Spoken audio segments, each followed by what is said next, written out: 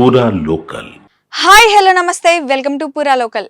Vicky Kaushal lead రోల్లో తెరకెక్కిన చావా చిత్రం బ్లాక్ బాస్టర్ టాక్ రికార్డ్ కలెక్షన్స్తో బాక్స్ ఆఫీస్ వద్ద పరుగులు పెడుతోంది.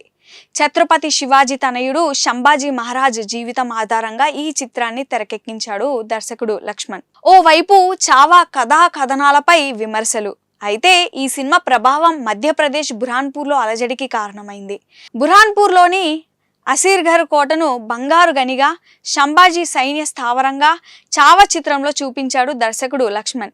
అయితే ఈ మధ్య అక్కడ జరిగిన ఓ ఘటన ఈ వాదనకు మరింత బలం చేకూర్చి జనాల్ని ఉరుగులు పరుగులు పెట్టిస్తోంది.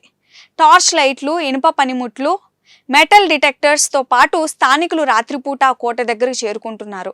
ఇష్టానుసారం తవ్వకాలకు దిగారు. కొందరు బంగారు నాణాలు దొరికాయని ప్రకటించడంతో ఆ ప్రాంతానికి రోజు రోజుకి జనాల తాకిడి పెరిగింది. అయితే పోలీసులకు, అధికారులకు ఈ విషయమై సమాచారం అందించినా పట్టించుకోవడం లేదని స్థానికంగా కొందరు యువకులు చెప్తున్నారు. మరి అసలేం జరిగిందో ఇప్పుడు మనం తెలుసుకుందాం. అసర్ఘర్ కోటకు దగ్గరలో ఉన్న జాతీయ రహదారిపై నిర్మాణ పనులు జరుగుతున్నాయి. ఈ క్రమంలో అక్కడ ఉన్న దర్గా దగ్గర తవ్వకాలు జరిపిన ఓ జేసీబీ మిషన్ ఆ మట్టిని స్థానికంగా ఉన్న ఓ రైతు పొలంలో పోశారు. అయితే కూలీలు ఆ మట్టి నుంచి పాత నాణాలు గుర్తించారని, అందులో బంగారం, వెండి నాణాలు ఉన్నాయని ప్రచారం మొదలైంది. ఈ పుకార్లు చిలికి చిలికి గాలివానగా చుట్టుపక్కల ఊర్లకు విస్తరించాయి. అయితే ఈ ప్రచారం కొందరు ఆకతాయిల ప్రచారమేనని స్థానికులు అంటున్నారు. మరి దీనిపై చరిత్రకారులు ఏం చెబుతున్నారో ఒకసారి తెలుసుకుందాం. బుర్హాన్పూర్ గతంలో మొఘలుల నగరంగా ఉండేది. ఆ కాలంలో అప్పటి ప్రజలు యుద్ధాలు, దొంగలకు భయపడి తమ వద్ద ఉన్న బంగారం, ఇతర విలువైన వస్తువులని మట్టిలో పాతిపెట్టేవాళ్ళు. కాబట్టి తవ్వకాల్లో నాణాలు బయటపడడంలో పెద్ద ఆశ్చర్యకరమైన విషయం ఏమీ కాదని అంటున్నారు.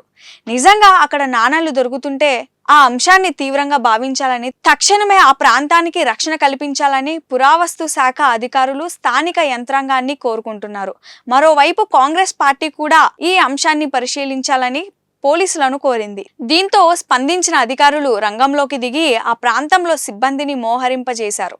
ఇష్టానుసారం తవ్వకాలు చేపడితే కేసులు నమోదు చేస్తామని హెచ్చరించారు. ఇవి ఇప్పటి వరకున్న అప్డేట్స్. మరిన్ని అప్డేట్స్ కోసం చూస్తూనే ఉండండి పూరా లోకల్.